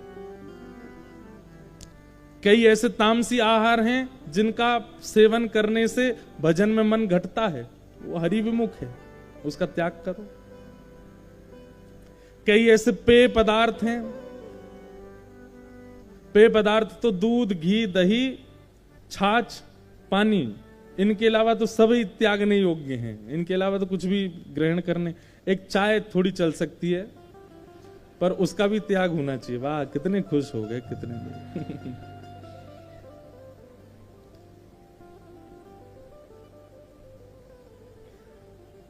तो त्यागने योग्य वस्तु केवल कोई व्यक्ति नहीं होता। इस पद में आज तक हम कथा में कहते आए कि जिस व्यक्ति से हरि दूर हो रहे हैं उसका त्याग करो, पर आज राहुल केला में एक और बात कहते हैं कि केवल व्यक्ति नहीं, भोज्य वस्तु भी हो सकती है। केवल भोज्य वस्तु नहीं, वस्त्र भी हो सकते हैं। कई ऐसे वस्त्र होते हैं जिनको पहन करके आप मंदिर नहीं जा सकते, जिनको पहन के आप कथा में भी नहीं आ सकते, या जिनको पहन के आप हरिनाम जपोगे तो बड़े अजीब लगोगे। अब हमारे भाई लोग, कई लोगों को हमने देखा, वो ऐसे ऐसे वो पहन लेते हैं घुटने से ऊपर वाले, और उसको पहन करके कई सुबह सुबह मंदिर जाते हैं। रात में जिसको पहन के सो वही पहन के सुबह चले जाते हैं शंकर जी को नवार। इतना अटपटा लगता है देखने में। कई पोशाक ऐसी हैं उनको पहन करके अगर आप हरे कृष्ण कृष्ण कृष्ण हरे हरे करने लगोगे तो बड़े विचित्र लगोगे। अरे भाई, ये इस पोशाक में तो मत करो। हम भाई लोगों का ही बोल सकते हैं, बहनों का तो बोल नहीं सकते मंच से। पर कई पोशाक ऐसी हैं कि उन पोशाकों में हरिनाम लेने में भी आपको संकोच लगेगा। ऐसी पोशाक का त्याग करो जो हरिनाम लेने में संकोच करवाती है, जो हरिस्मरण करने में संकोच करवाती है। तो खाने की वस्तु वो भी भगवत भजन में बाधा बनी, पहनने की वस्तु वो भी भगवत भजन में बाधा बनी, और कई ऐसे स्थान हैं उन स्थानों में भी भगवत भजन बाधा सा लगता है, बाधा लगता है। ऐसे स्थान का त्याग करो जहां भगवत भजन लेने में संकोच होता है और किसी के द्वारा टोक दिया जाता है, भाई ये सब मत करो। यहां पर उस स्थान पर जाना ही क्यों है जहां श्री जगन्नाथ जी का नाम नहीं ले सकते हम। तो ये तजोरे मन हरि विमुखन को संग मतलब केवल व्यक्ति नहीं है, वस्त्र भी है, आहार भी है, स्थान भी है। कई स्थान ऐसे हमने शॉर्ट लिस्ट कर दिए अपने में, यहां कथा ही नहीं करनी है, नाम थोड़ी बताएंगे जगहों का, पर वो शॉर्ट लिस्टेड हो चुके हैं कि दुनिया में कथा करेंगे पर इधर नहीं जाना है। और कई लोग कहेंगे महाराज जी ये तो फिर गलत है ना, वहां के लोगों का कल्याण नहीं होगा, इसका मतलब ऐसा नहीं। वहां 3 बार करके प्रयास कर चुके हैं। जब ये मन में आया कि इधर नहीं आना, उसके बाद एक बार और जाके देखा। अब 10 नामापराधों में एक अपराध ऐसा बताया जाता है कि 3 बार से अधिक समझाने पर भी व्यक्ति नहीं समझ रहे हो, तो ऐसे व्यक्ति को फिर नहीं समझाना चाहिए, नहीं तो आपके नाम में घटाव आनी शुरू हो जाएगी। 10 प्रकार के नामापराध हैं। उन नामापराधों में एक अपराध क्या है कि किसी व्यक्ति को एक बार कहा कि जगन्नाथ जी को भजो, नहीं भज रहा। दूसरी बार कहा कि भजो, नहीं भज रहा। तीसरी बार कहा कि भजो, फिर भी नहीं भजता। तो चौथी बार अगर आपने कहा तो आपका नाम घट जाएगा। नहीं बोलना है, वो अपराध है। जिसके चित्त में ठाकुर जी प्रकट ही नहीं हो रहे उसको क्यों बार बार पीछे पड़े हो कि चलो तुम जगन्नाथ जी को भजो। तो कई स्थान ऐसे हैं कि जहां जाकर के हमको अनुभव हुआ कि यहां नहीं आना चाहिए। कई लोग ऐसे हैं कथा क्रम कराते हैं, पर उनके कथा क्रम करके अपने ही भावों में कटौती दिखने लग जाती है। कथा कहते कहते मन से चरित्र चले जाते हैं, ठाकुर जी की लीला, तो फिर लगता है ये इनके यहां भी नहीं आना है।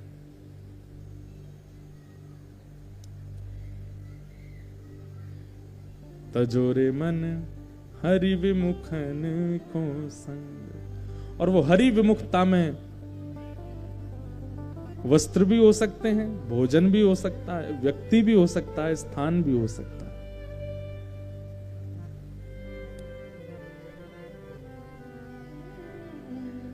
और यही वैराग्य है, यही त्याग है। इससे ऊंचे त्याग करने की आवश्यकता नहीं है। जो हरि से दूर कराने वाले, केवल उनसे डिस्टेंस बना लो, उनसे दूरी रखिए। ज्ञान और वैराग्य दोनों जैसे आपके चित्त में पुष्ट होने लगे, आपकी भक्ति फिर आपको प्रसन्न रखने लगेगी। बहुत ध्यान से सुनिए, ज्ञान कैसे करना है? कथाएं सुनकर के, सत्संग श्रवण करके ज्ञान को अर्जित करो, और हरि विमुखों का त्याग करके वैराग्य को अर्जित करो। ये दो क्रियाएं करने से आपकी भक्ति सदा पुष्ट रहेगी, सदा स्वस्थ रहेगी, सदा आनंदित रहेगी। उसमें फिर आपको कभी कष्ट नहीं हो सकता। ज्ञान और वैराग्य। भक्ति के दोनों पुत्र वृद्ध थे, तभी नारद जी महाराज ने जाकर के देखा तो भक्ति महारानी बोली, महाराज मेरे पुत्र वृद्ध हो गए, इनके युवावस्था के लिए कुछ योजना बनाइए। तब नारद जी महाराज भ्रमण करते हुए बद्रीनाथ गए। बद्रिक आश्रम में सनत कुमारों ने उनसे कहा कि एक ही उपाय है। बोले क्या? सत्कर्म सूचको नूनम ज्ञान यज्ञ स्मृतो बुधई श्रीमद् भागवतालाप सतु गीत सुखादिभि। श्रीमद् भागवत की कथा, उसी से ही तुम्हारे पुत्र ज्ञान और वैराग्य स्वस्थ हो सकते हैं। हरिद्वार के समीप गंगा द्वार समीपे तु तटमानंद नामकम, गंगा के द्वार पर भागवत जी की कथा हुई। और जैसे ही उसमें भक्ति ज्ञान वैराग्य ने प्रवेश किया, कथा में प्रवेश करते ही ज्ञान और वैराग्य युवा हो गए। भक्ति सुतौ तौ तरणौ गृहीत्वा प्रेमैकरूपा सहसा विरासी श्री कृष्ण गोविंद हरे मुरारे नाथेति नामानि मुहुर्वदन्ति। भक्ति और उसके दोनों पुत्र युवा होने लगे कथा में प्रवेश करते ही। ऐसी भागवत कथा की महिमा है। तो भागवत जी के महात्म्य में प्रथम सर्ग में तो यही बात बताई गई कि भागवत जी से ज्ञान और वैराग्य, भक्ति सबके चित्त में होती है पर ज्ञान और वैराग्य पुष्ट और स्वस्थ होते हैं भागवत जी से। यदि सप्ताह दिनों में ज्ञान की बढ़ोतरी नहीं, मतलब विवेक की बढ़ोतरी नहीं हुई और वैराग्य की बढ़ोतरी नहीं हुई, तो इसका मतलब है आप टाइम पास करके आए कथा में। श्रीमद् भागवत की कथा आपको क्लियर करने लगती है, आपके विजन क्लियर होने लगते हैं, कैसे व्यक्ति के संग रहना है वो क्लियर होने लगता है, जीवन के उद्देश्य क्लियर होने लगते हैं। केवल कृष्ण प्राप्ति तक सीमित नहीं है भागवत की कथा, आपके जीवन के उद्देश्यों को स्वस्थ और श्रेष्ठ करती है।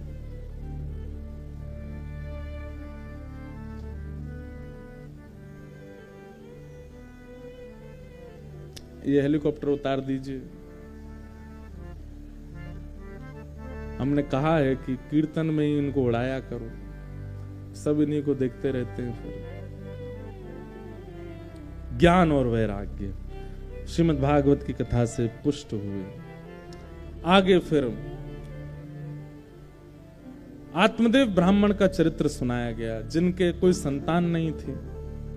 हम एक बात कथा में कहते हैं, प्रकृति आपको जो प्रदान करे उसमें प्रसन्न रहिए। प्रकृति से आपको जो प्राप्त नहीं हुआ है उसके लिए ज्यादा प्रयास मत कीजिए। कई लोगों के विचारों के ब्याह ही नहीं हो रहे हैं, तो कोई बात नहीं, प्रकृति नहीं चाह रही तो मत करो, कोई जबरदस्ती थोड़ी है। लेकिन जिसका ब्याह नहीं हो रहा है ना, वो इतना दुखी नहीं रहता है। जिनके हो गए उन लोगों को रहती है हमारा तो है, ये कैसे बच रहा है। उन लोगों को ज्यादा कष्ट होता है कि भाई तुझे वो अनुभव क्यों नहीं हो रहा जिन अंगारों पर हम चल रहे हैं।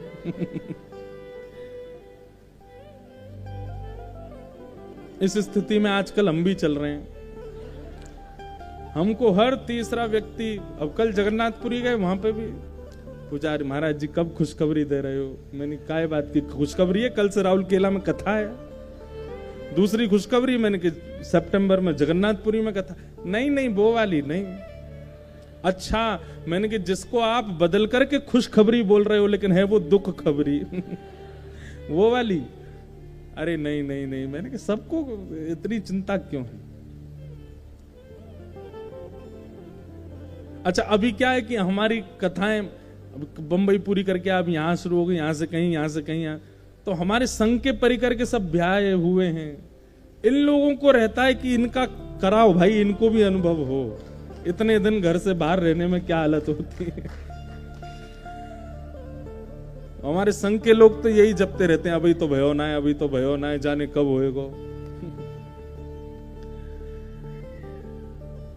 प्रकृति अगर सहजता से आपके जीवन में कोई मोड़ ले आवे तो अच्छा है, लेकिन यदि प्रकृति की आपके जीवन में ऐसी कोई मोड़ नहीं आ रहे हैं, कईयों के ब्याह नहीं हो रहे, कईयों के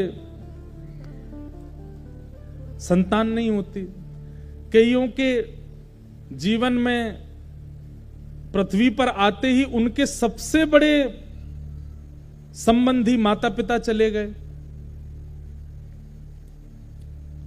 ऐसा भी होता है। कई बालक बेचारे, वो कईयों ने अपनी मां का ही रूप नहीं देखा, कईयों ने अपने पिताजी नहीं देखे, ये सब भी होता है। प्रकृति कई बार बहुत हद तक संबंधों को दूर करके रखती है। ऐसी स्थिति में क्या सोचना चाहिए कि जिस संबंध का अभाव जीवन में है, उस संबंध के अभाव पर जगन्नाथ जी को विराजमान करो, उस संबंध में उन्हीं को ही देखिए। किन्हीं ने अगर अपनी मां के दर्शन नहीं किए, कई बालकों ने, महाप्रभु जगन्नाथ जी को, आप महाराष्ट्र में जाएंगे तो वहां तो पंडरीनाथ भगवान को कहते ही माउली। माउली मतलब कौन? मैया, हमारी मैया है। कौन सी? एक तो एक कथा में एक बालक आया, वो मुझे मैया बोल रहा था। मैंने कहा भाई पिता तो समझ में आता, तो मैया क्यों बोल रहे हो? बोले नहीं, मेरे पिताजी तो हैं, आप ही मेरी माँ हो, क्योंकि आप ही मुझे बताते हो क्या करना चाहिए, कैसे सेवा करनी चाहिए, कैसे जीवन जीना चाहिए, सब माँ के द्वारा दिए निर्देश आप देते हो, तो आप मेरी माँ हो। सब लोग संबंध मानते हैं, कोई गुरुजी मानता है, कोई भाई मानता है, कोई मित्र मानता है, कोई सखा मानता है, कोई, एक तो मुझे जीजाजी बोल रहा था बोले किशोरी जी मेरी बहन हैं और ठाकुर जी मेरे जीजाजी, और ठाकुर जी के जितने संबंधी सब मेरे जीजाजी। मैंने कहा वाह, लेकिन एक अद्भुत वो माँ, उसने मुझे माँ बोला। और हमारे महाराष्ट्र में अगर आप जाओ तो वहां पर कीर्तन भी गाते हैं, ज्ञानेश्वर माउली, ज्ञान राज माउली तुकाराम, ज्ञानेश्वर माउली, ज्ञान राज माउली तुकाराम। वहां पर रसिक संतों को, आचार्य जनों को और ठाकुर जी को सबको मां ही कहा गया है। माउली, मैया कहते हैं सब। बोले क्यों? यही हमारे रक्षक हैं, यही हमारे पालनहार हैं, हमारे आचार्य, हमारे गुरु। ये कौन है? बोले हमारी माउली हैं, हमारी मैया है। तो प्रकृति अगर आपको कोई संबंध नहीं दे रही है, उससे दुखी मत होइए, बल्कि और प्रसन्न हो जाइए कि प्रकृति ने कोई संसारी जीव ना दे करके ठाकुर जी को दिया है। उस संबंध में ठाकुर जी को मानिए। लेकिन आत्मदेव ब्राह्मण बड़े दुखी, उनके संतान नहीं थी, रोते रोते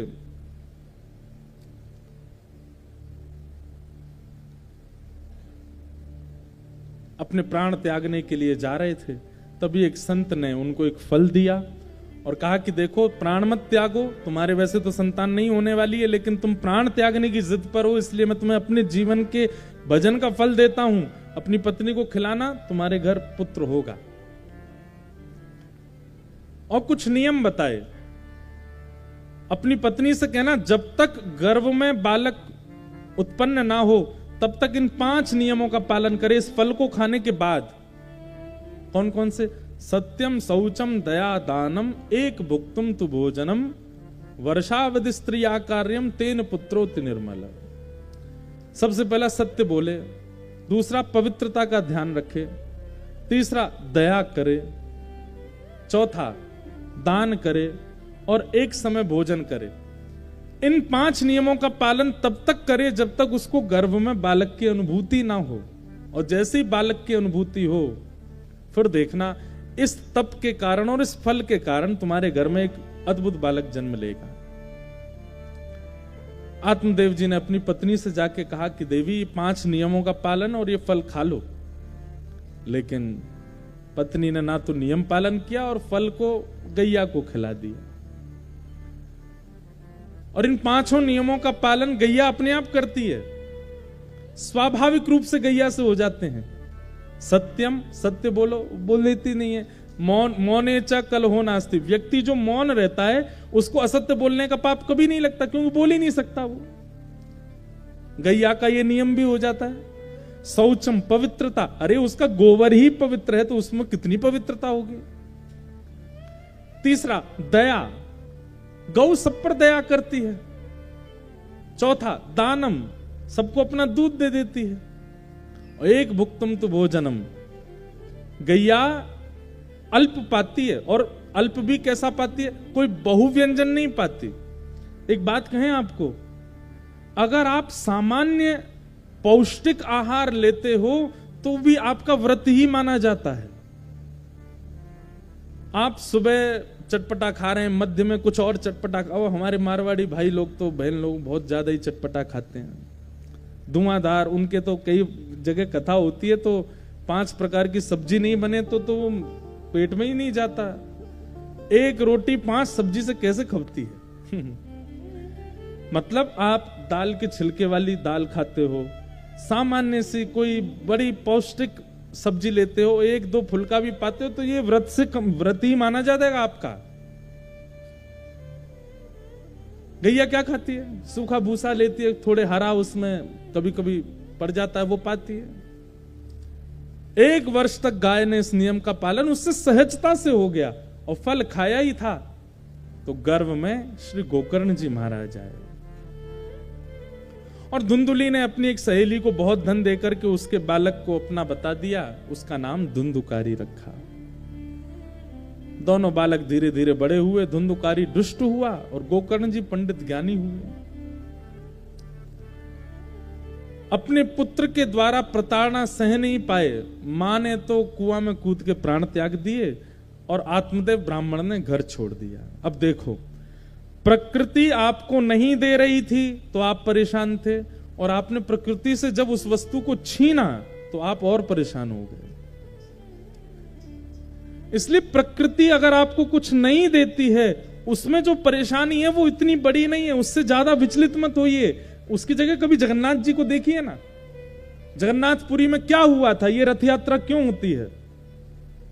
इंद्रद्युम्न राजा ने जब महाप्रभु जगन्नाथ जी को विराजमान किया तो इंद्रद्युम्न राजा और उनकी पत्नी गुंडीचा, ये दोनों जाते थे और पूरे मंदिर का मार्जन करते थे।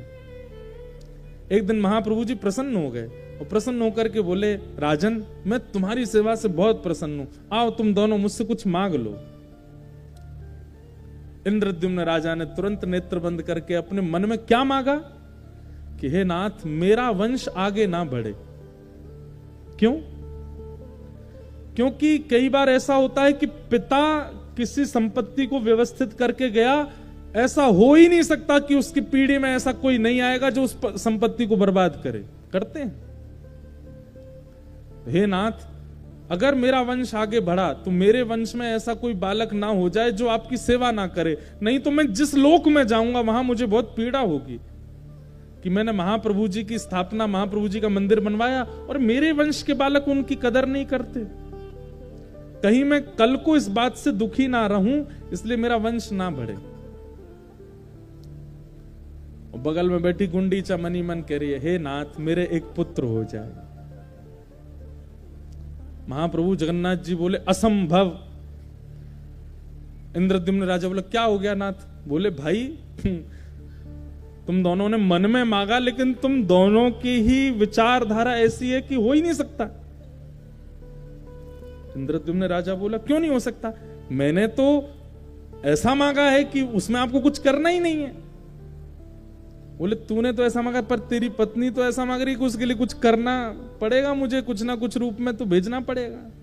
पत्नी से पूछो, तुमने क्या मांगा? बोले, मैंने तो पुत्र की कामना की। इंद्रद्युम्न राजा क्रोधित हो गए, तुमने महाप्रभु जी से पुत्र मांगा? अरे मैंने तो कहा हमारा वंश ही ना बढ़े। दोनों पति पत्नी आपस में एक दूसरे से थोड़ा द्वंद्व जैसा हो गया। महाप्रभु जी बोले, शांत हो जाओ, लड़ो नहीं, अब तो एक ही उपाय है, इंद्रद्युम्न राजा की भी इच्छा पूरी हो जाए और गुंडीचा की इच्छा भी पूरी हो जाए। तुमको पुत्र नहीं चाहिए और तुमको पुत्र चाहिए, तो फिर एक ही तरीका है। बोले, क्या? हे गुंडीचा मैया, आज से मैं ही आपका पुत्र हूं, आप मुझे ही अपना पुत्र मान लो।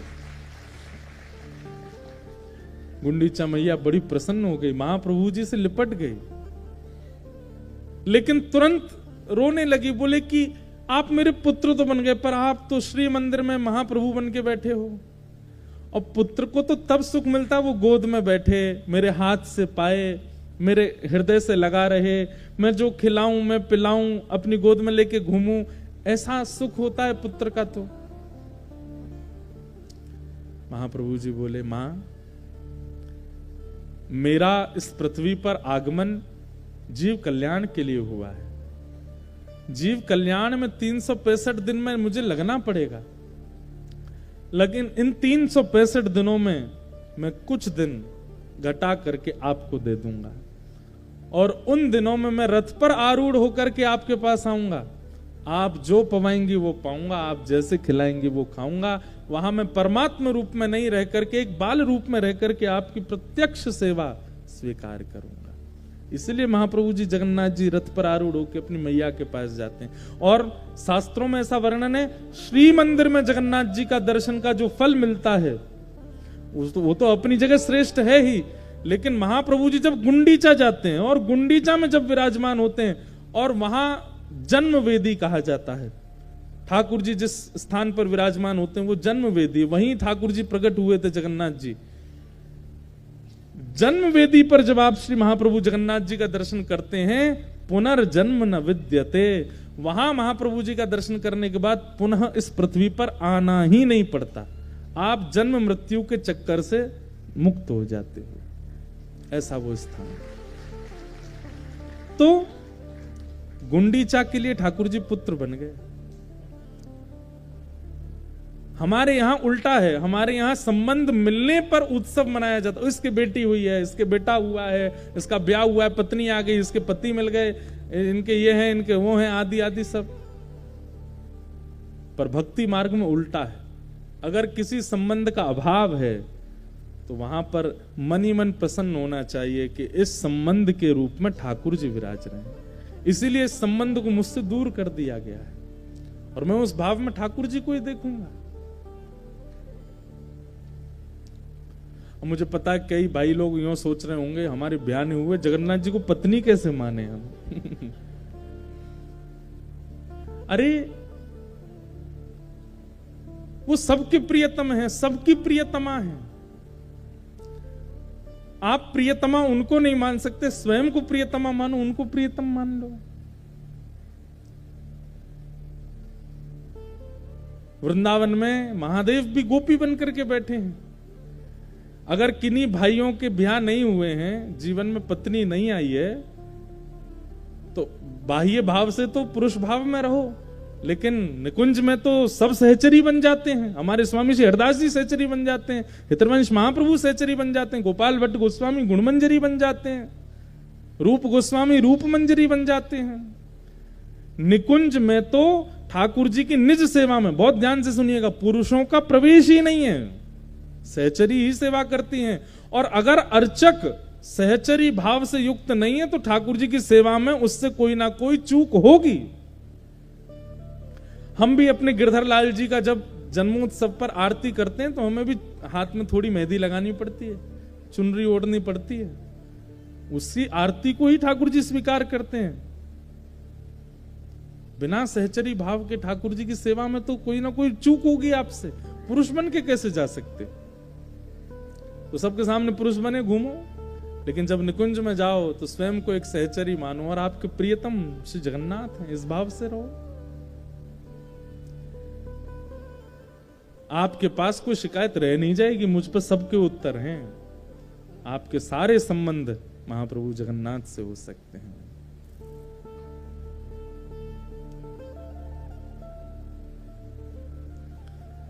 तो वाह, ठाकुर है तू मैं तेरा पुजारी, ठाकुर है तू मैं तेरा पुजारी, ठाकुर है तू मैं तेरा पुजारी, ठाकुर है तू मैं तेरा पुजारी, तेरा खेल हूँ मैं तू मेरा खिलाड़ी, हो तेरा खेल हूँ मैं मेरा खिलाड़ी, मेरी जिंदगी की हर एक बात तू है, नहीं मैं अकेला, मेरे साथ तू है, मेरा नाथ तू है, मेरा नाथ तू है, नहीं मैं अकेला, मेरे साथ तू है, मेरा नाथ तू। श्री जगन्नाथ महाप्रभु की जय हो।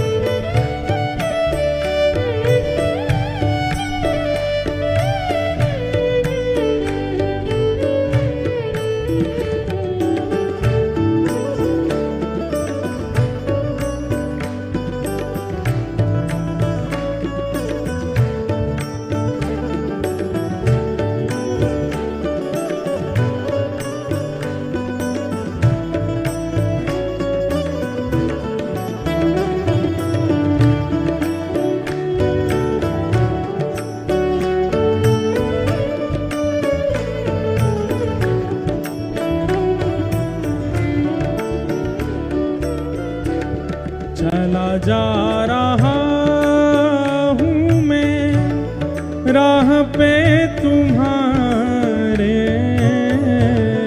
चला जा रहा हूँ मैं राह पे तुम्हारे, चला जा रहा हूँ मैं राह पे तुम्हारे,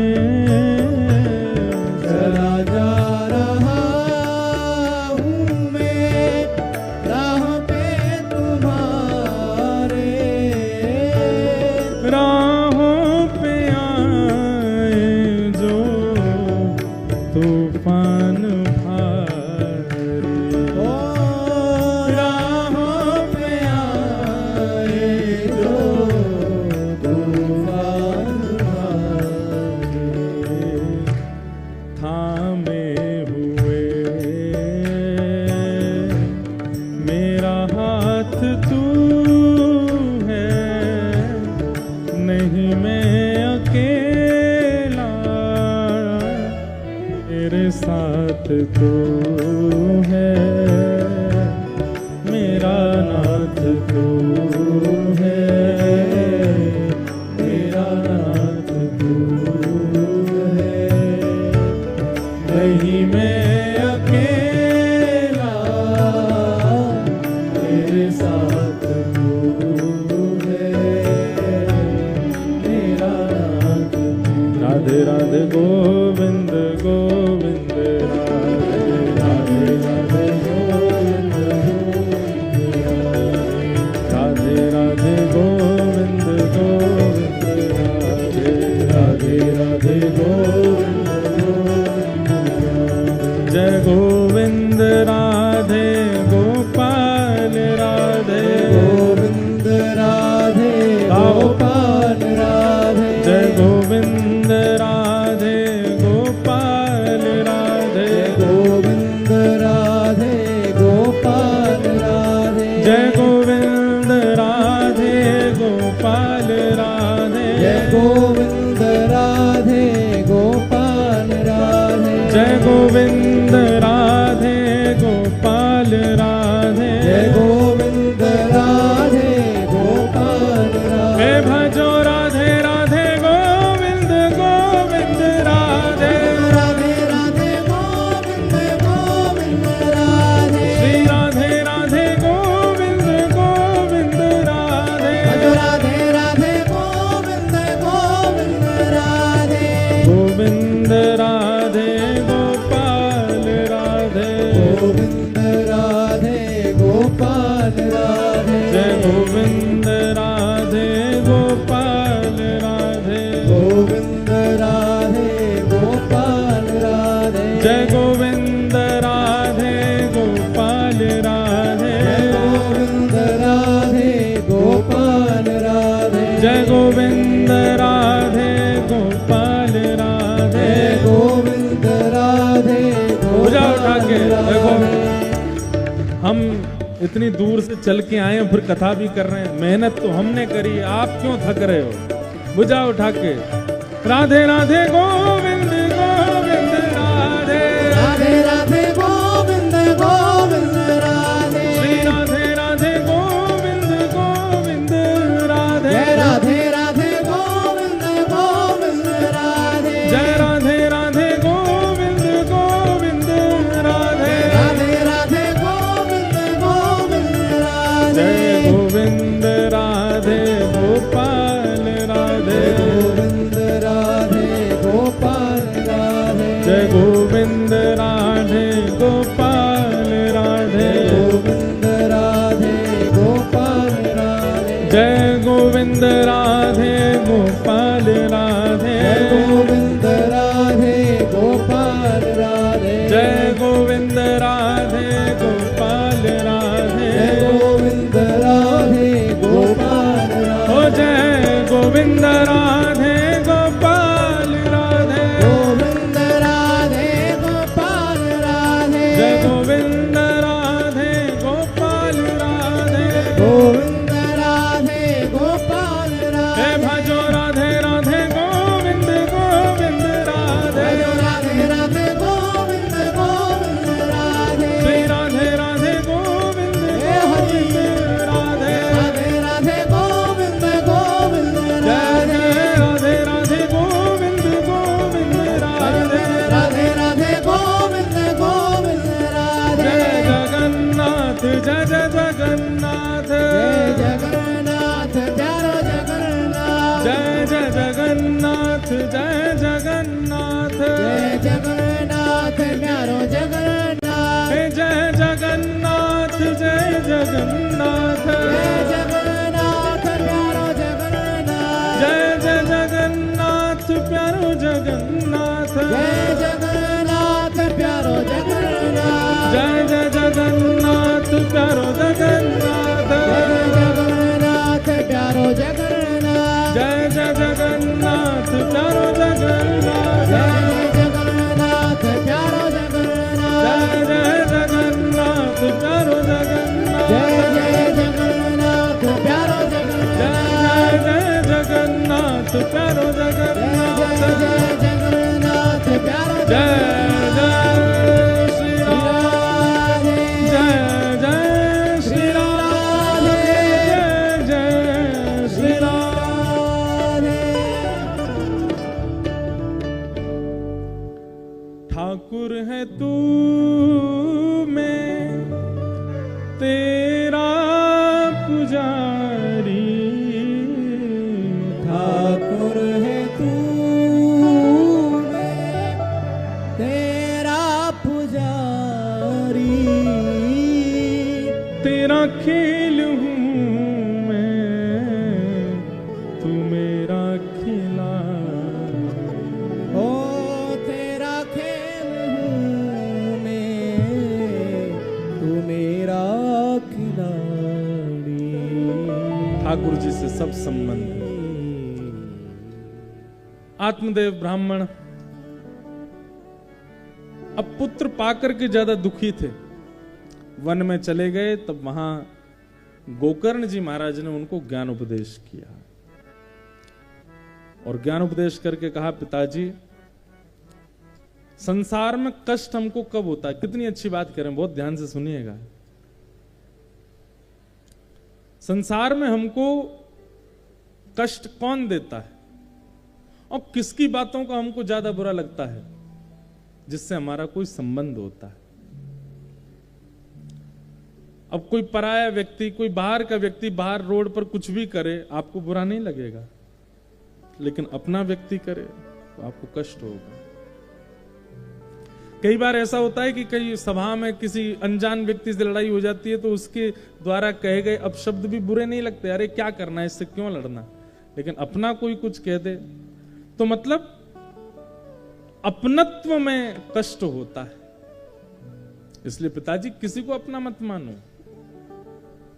बिन गोपाल को नहीं अपनो, जासो क्रीरति रही है, मन पंछी उड़ गई है। सूरदास जी कहते हैं, बिन गोपाल को नहीं अपनो, ठाकुर जी को अपना मानो। अब ये जो प्रसंग है ना, इसके विस्तार हम कल करेंगे। इस प्रकार श्री धुंधुकारी एक प्रेत बन गए मृत्यु के बाद, और श्रीमद् भागवत जी के द्वारा उनको प्रेत योनि से मुक्ति प्राप्त हुई। गोकर्ण जी ने पिताजी को जो ज्ञान दिया, इसी प्रसंग से कल की कथा का प्रारंभ करेंगे। आप सब लोग समय का ध्यान रख के समय से ही आ जाइएगा, ताकि समय से कथा का प्रारंभ हो। और 8 बजे तक कथा का क्रम रहेगा, रोज 5 बजे से 8 बजे तक। महाप्रभु जगन्नाथ जी के रोज दर्शन, और संभवतः महाप्रभु जी का श्रृंगार रोज ही होगा, रोज श्रृंगार होगा, रोज नए नए श्रृंगारों में श्री महाप्रभु जी दिखेंगे। और ऐसा हम भाव रखते हैं। भाव क्या रखते हैं, यही प्रत्यक्ष बात है कि हम जगन्नाथपुरी गए ही इसीलिए थे कि राउल केला कथा में महाप्रभु जी संग ही आ जाएं, तो संग ही आए हैं। और इस वक्त महाप्रभु जी प्रत्यक्ष बैठ करके कथा श्रवण कर रहे हैं। आप सब लोग बड़े समय से आएंगे और कल से और सुंदर भावों के साथ हम लोग आएंगे। आइए आज की कथा को विराम देते हैं। श्री जगन्नाथ जगन्नाथ जगन्नाथ रक्षमा, महाबाहो महाबाहो महाबाहो पाहि। जगन्नाथ जगन्नाथ जगन्नाथ रक्षमा, महाबाहो महाबाहो महाबाहो। जय जय श्री राधे, जय जय श्री राधे, जय जय श्री राधे। बलभद्र और सुभद्रा संग विराजे ब्रज के नाथ। बलभद्र और सुभद्रा संग विराजे ब्रज के नाथ। बलभद्र और सुभद्रा संग विराजे ब्रज के नाथ। बलभद्र और सुभद्रा संग विराजे ब्रज के नाथ। रथ आरूढ़ भये नंद नंदन, रथ आरूढ़ भये, रथ आरूढ़ भये नंद नंदन, रथ आरूढ़ भये नंद नंदन। तो कहलाए जगत के नाथ, वृंदावन मेरो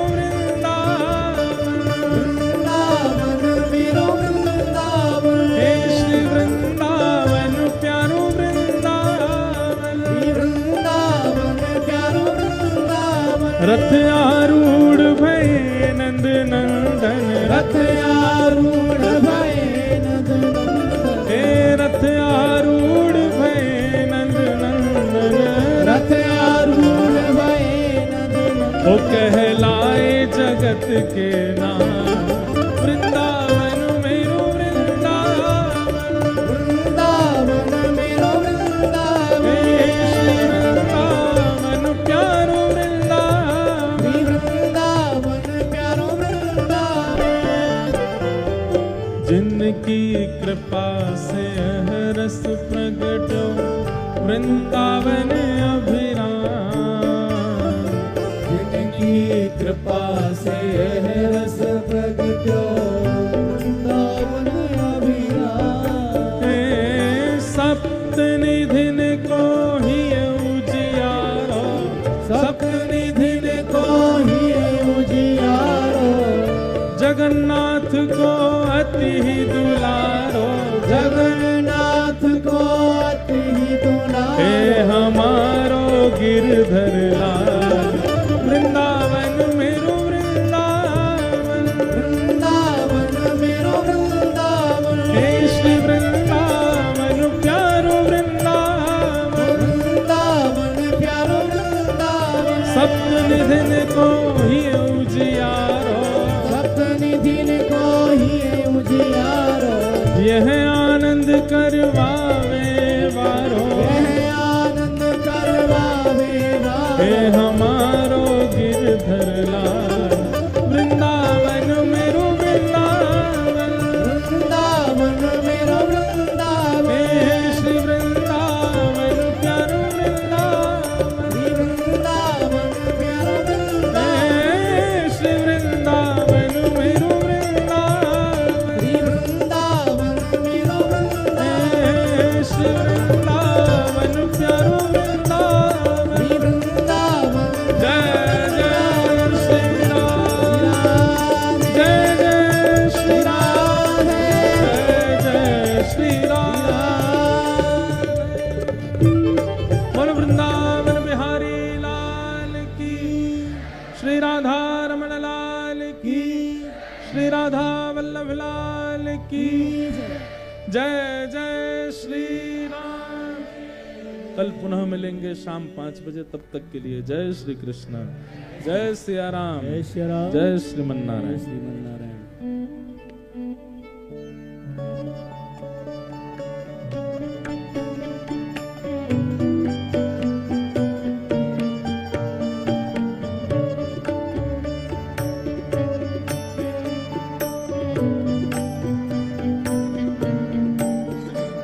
ओ आरती अति पावन पुराण की। आरती अति पावन पुराण के। धर्म भक्ति विज्ञान खान के। धर्म भक्ति विज्ञान खान के। महापुराण भागवत निर्मल सुख मुख विज्ञान निगाम कल्प फल परमानंद सुधारस में कल लीलारती रस रस निधान के। आरती अति पावन पुराण के।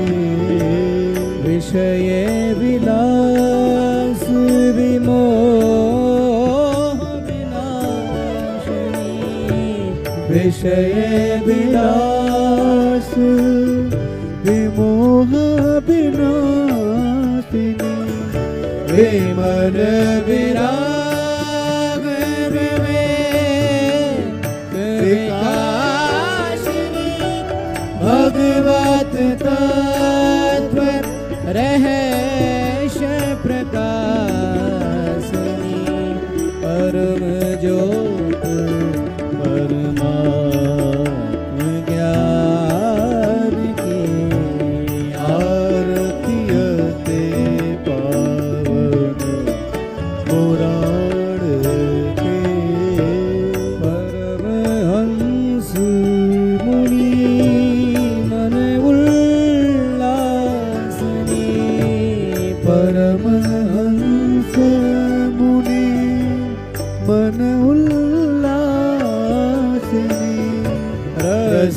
हृदय रस रास विलासिनी मुक्ति मुक्ति रति प्रेम सुनासिनी कथा किंचन प्रिय सुजान के आरतियते पावन पुराण के धर्म भक्ति रे ज्ञान के आरतियते आरतियते आरतियते पावन पुराण की शीतलीकरणं पुष्पै देवाभिवन्दनं नानासुगन्धिपुष्पाणि यथा कालोद्भवानि च पुष्पाञ्जलिर्मया दत्तो गृहाण परमेश्वरः मन्त्रपुष्पाञ्जलिं समर्पयामि भगवते श्रीपुराणपुरुषोत्तमाय नमः। श्री बालकृष्ण लाल की जय। श्रीमद्भागवत महापुराण की जय। आप सभी से करबद्ध प्रार्थना है